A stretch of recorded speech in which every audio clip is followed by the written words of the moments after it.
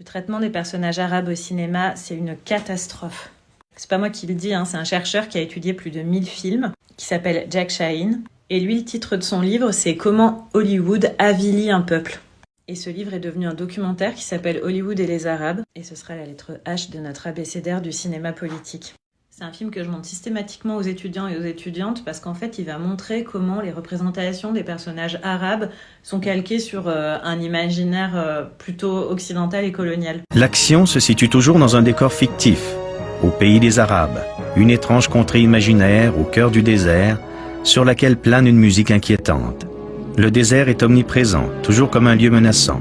Puis on y ajoute une oasis, des palmiers, un palais qui recèle une chambre de torture souterraine, un pacha trône sur un parterre de luxueux coussins entouré de son harem. Mais comme aucune de ces jeunes filles ne lui plaît, il enlève la blonde héroïne occidentale qui repousse ses avances.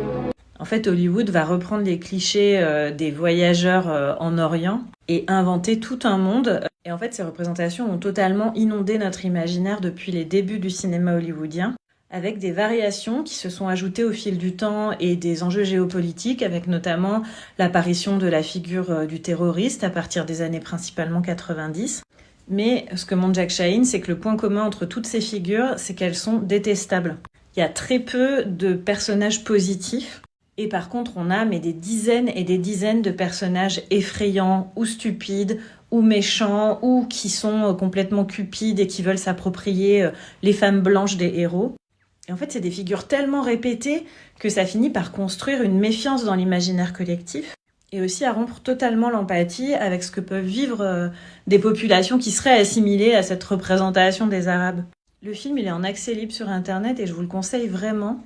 Parce que surtout dans la période actuelle, on a besoin d'outils d'autodéfense intellectuelle. Une fois qu'on comprend le traitement dégradant, déshumanisant, le problème de ces représentations, c'est qu'elles nous habituent à ne pas nous reconnaître dans les figures arabes au cinéma.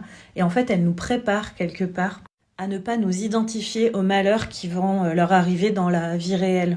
Ces représentations, elles ont une responsabilité en fait dans le génocide actuel.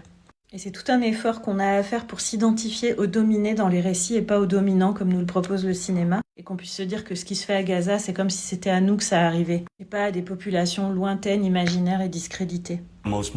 Les Arabes forment le groupe ethnique le plus dénigré de toute l'histoire d'Hollywood.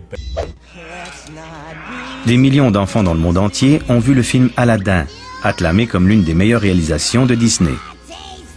Pourtant, le film recycle tous les vieux stéréotypes dégradants hérités de l'époque du cinéma muet en noir et blanc.